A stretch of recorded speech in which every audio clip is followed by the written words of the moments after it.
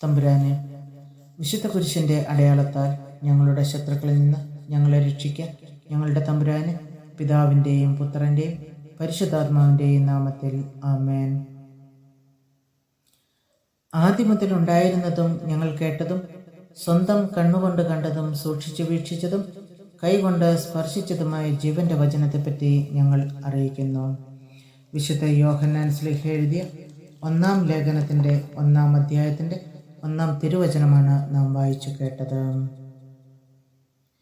മക്കബായരുടെ 2-ാം പുസ്തകത്തിൽ നിന്നുള്ള വായന, അധ്യായം 12, 1 മുതലുള്ള വാക്യങ്ങൾ. യൂദാസിൻ്റെ പ്രതികാരം. ഉടമ്പടി ഉണ്ടാക്കിയതിനു ശേഷം ലിസിയാസ് രാജാവിൻ്റെ അടുക്കിലേക്കും യഹൂദർ തങ്ങളുടെ കൃഷിസ്ഥലങ്ങളിലേക്കും മടങ്ങി.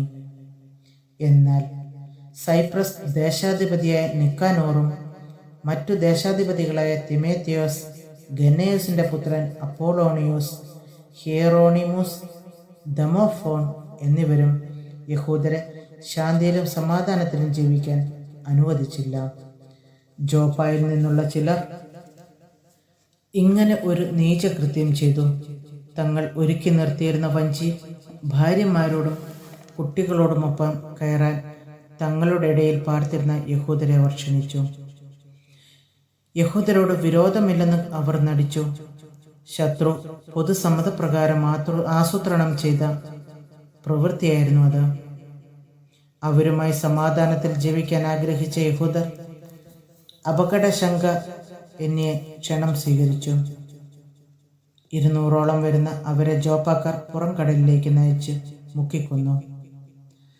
തൻ്റെ നാട്ടുകാരോട് ചെയ്ത ഈ ക്രൂരതയെപ്പറ്റി കേട്ട യൂദാസ് സൈന്യത്തിന് നിർദ്ദേശം നൽകിയും നീതിയുറ്റ വിധിയാളനായ ദൈവത്തെ വിളിച്ചപേക്ഷിച്ചുകൊണ്ട് സഹോദരരുടെ കൊലയാളികളെ ആക്രമിച്ചു. രാത്രി തുറമുഖത്തിന് തീ വയ്ക്കുകയും വഞ്ചികൾ ചുട്ടരിക്കുകയും അവിടെ അഭയം തേടിയവരെയെല്ലാം വധിക്കുകയും ചെയ്തു.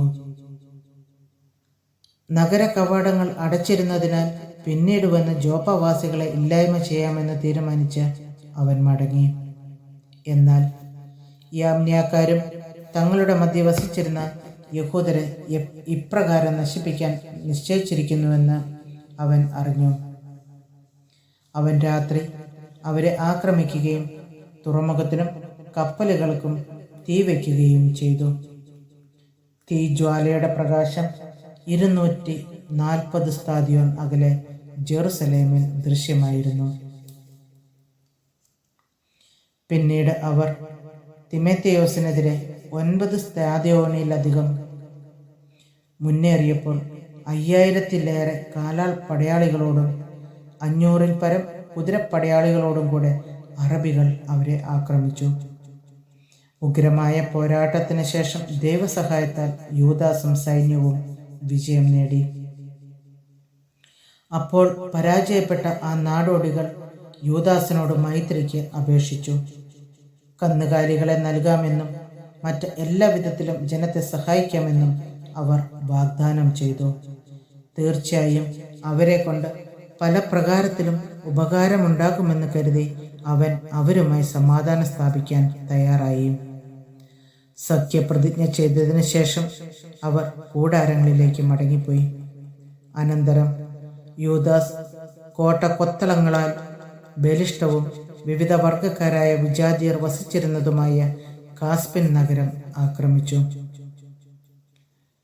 കോട്ടയുടെ ബലത്തിലും ഭക്ഷണ സാധനങ്ങളുടെ സമൃദ്ധിയിലും വിശ്വസിച്ച് അഹങ്കരിച്ചിരുന്ന നഗരവാസികൾ യൂദാസിനെയും അനുയായികളെയും പരിഹസിക്കുകയും അവരുടെ നേരെ അസഭ്യം വർഷിക്കുകയും ദൈവദൂഷണം പറയുകയും ചെയ്തു.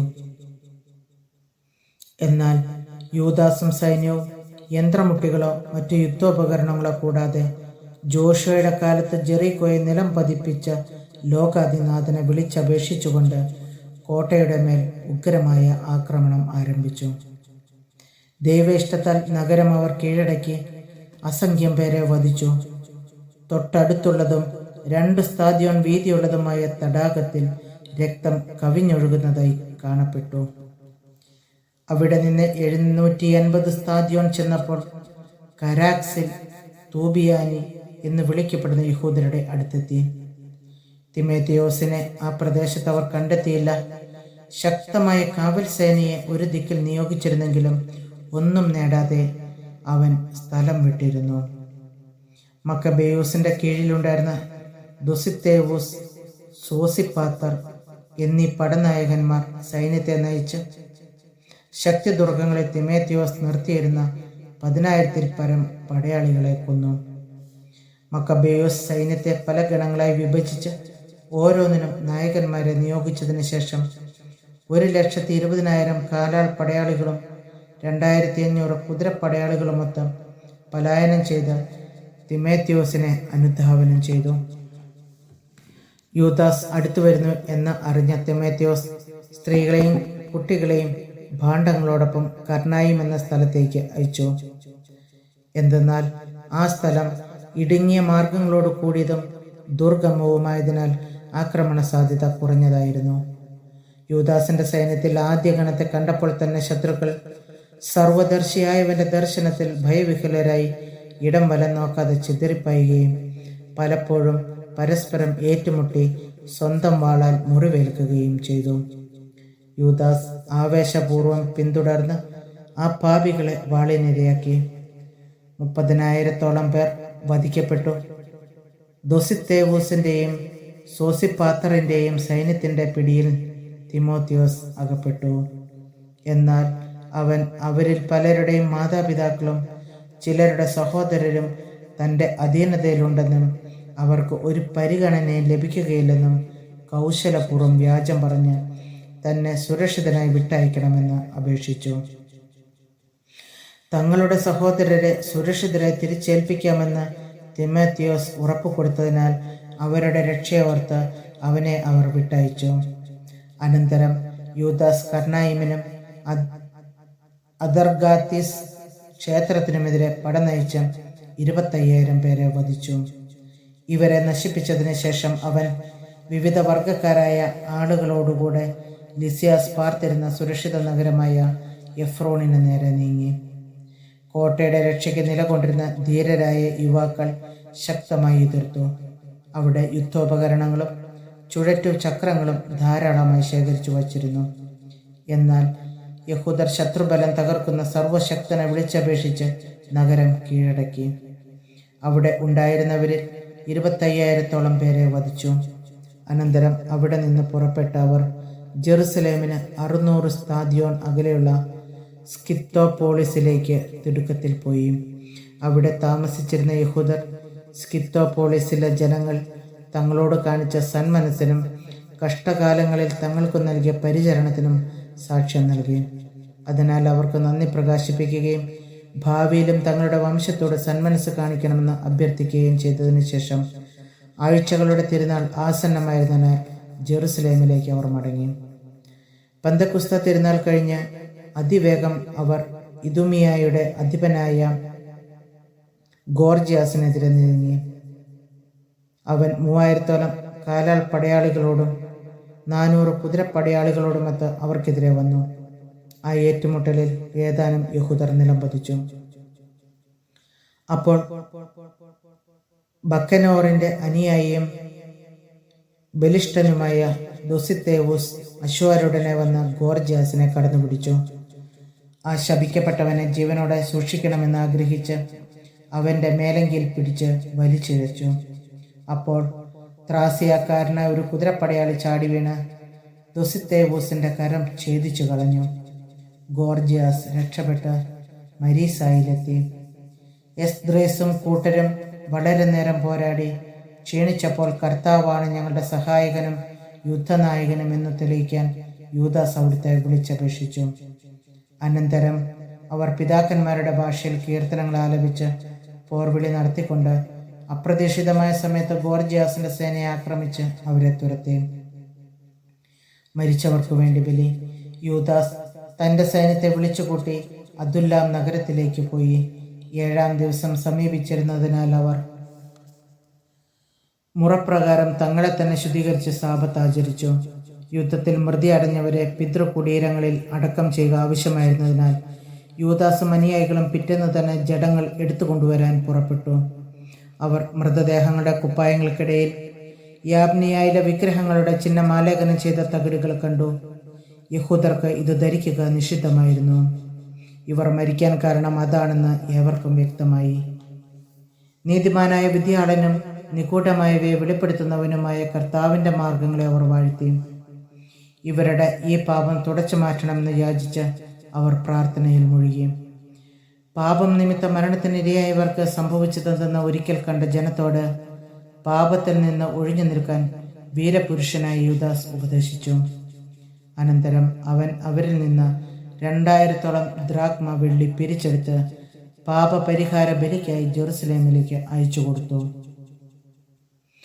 പുനരുത്ഥാനം ഉണ്ടാകുമെന്ന് ഉറച്ച് യൂദാസ് ചെയ്ത ഈ പ്രവൃത്തി ശ്രേഷ്ഠവും ഉചിതവും തന്നെ. മരിച്ചവർ ഉയർക്കുമെന്ന് പ്രതീക്ഷയില്ലായിരുന്നെങ്കിൽ അവർക്ക് വേണ്ടി പ്രാർത്ഥിക്കുന്നത് നിഷ്പ്രയോജനവും ഭോഷത്വവുമാകുമായിരുന്നു. എന്നാൽ ദൈവഭക്തിയോടെ മരിക്കുന്നവർക്കായി ഒരുക്കിയിരിക്കുന്ന അമൂല്യ സമ്മാനത്തെക്കുറിച്ച് അവൻ പ്രത്യാശ പുലർത്തിയെങ്കിൽ അത് പാവനവും ഭക്തിപൂർണവുമായ ഒരു ചിന്തയാണ്. അതിനാൽ മരിച്ചവർക്ക് പാപമോചനം ലഭിക്കുന്നതിന് അവൻ അവർക്ക് വേണ്ടി പാപപരിഹാര കർമ്മം അനുഷ്ഠിച്ചു. മക്കബായരുടെ 2-ാം പുസ്തകത്തിൽ നിന്നുള്ള വായന, അധ്യായം 13. മെനലാവുസിൻ്റെ വധം.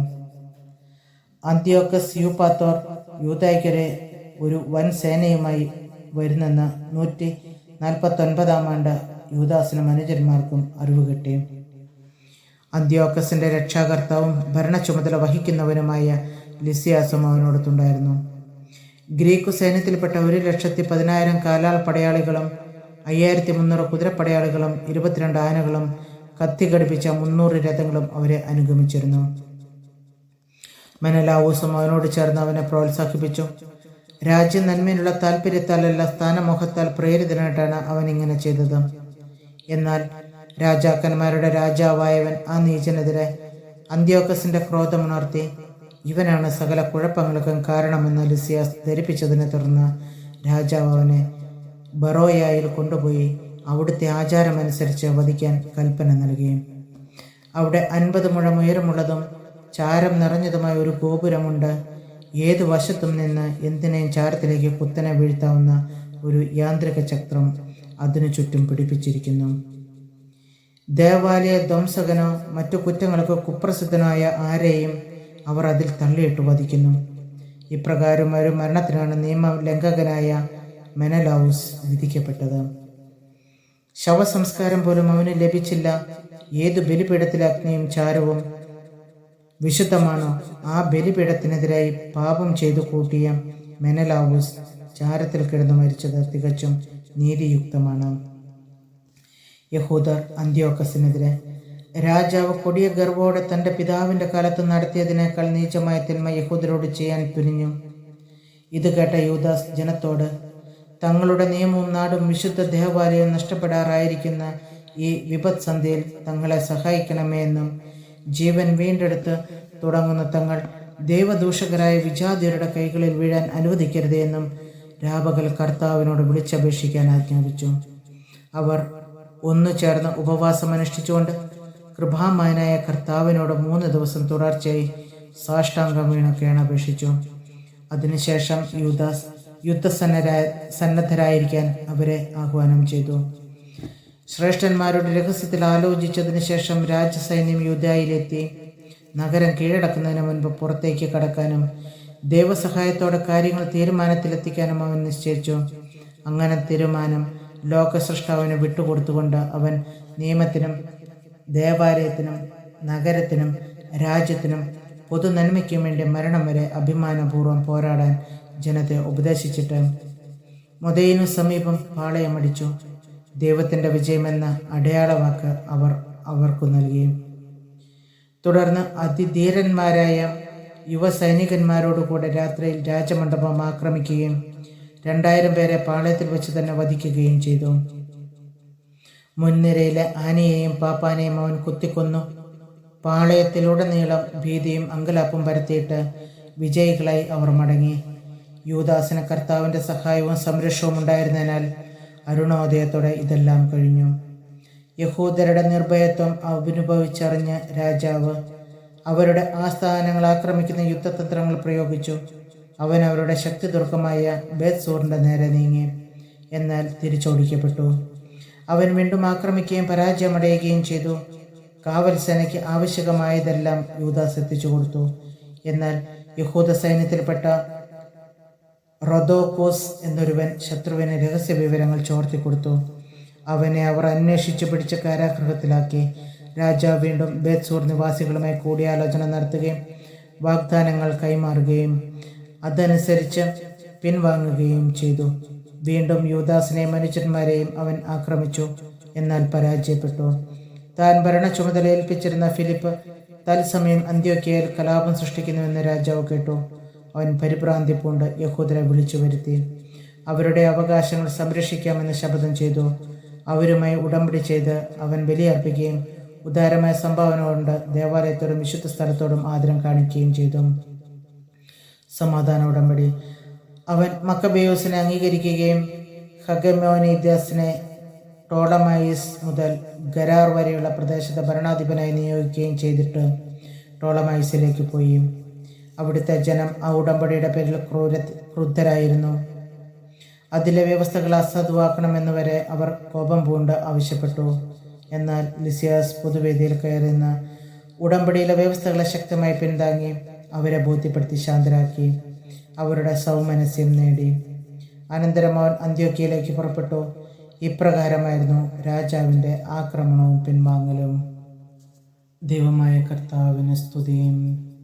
സ്വർഗസ്ഥനായ ഞങ്ങളുടെ പിതാവേ, അങ്ങയുടെ നാമം പൂജിതമാകണമേ, അങ്ങയുടെ രാജ്യം വരണമേ, അങ്ങയുടെ തിരുമനസ്സ് സ്വർഗത്തിലെ പോലെ ഭൂമിയിലുമാകണമേ. അന്നു വേണ്ട നീ ആഹാരം ഞങ്ങൾക്ക് തരണമേ. ഞങ്ങളുടെ തെറ്റുന്നവരോട് ഞങ്ങൾ ക്ഷമിച്ചിരിക്കുന്നത് പോലെ ഞങ്ങളുടെ തെറ്റുകൾ ഞങ്ങളോട് ക്ഷമിക്കണമേ. ഞങ്ങളെ പ്രലോഭനത്തിൽ വീഴാനിടയാക്കരുതേ, തിന്മയിൽ നിന്ന് ഞങ്ങളെ രക്ഷിച്ചോളണമേ. നന്മ നിറഞ്ഞ മറിയമേ, സ്വസ്തി, കർത്താവ് അങ്ങയുടെ സ്ത്രീകൾ അങ്ങ് അനുഗ്രഹിക്കപ്പെട്ടവളാകുന്നു. അങ്ങയുടെ ഉദരത്തിന് ഫലമായി ഈശോ അനുഗ്രഹിക്കപ്പെട്ടവനാകുന്നു. ശുദ്ധമായ മറിയമേ, തമ്പുരാൻ്റെ അമ്മേ, പാപികളായ ഞങ്ങൾക്ക് വേണ്ടി എപ്പോഴും ഞങ്ങളുടെ മരണസമയത്ത് തമ്പുരാനോട് അപേക്ഷിച്ചുള്ളമേ. അമ്മേ. പിതാവിനും പുത്രനും പരിശുദ്ധാത്മാവിനും സ്തുതി, ആദിയിലെ പോലെ എപ്പോഴും നയിക്കും. ആമേൻ.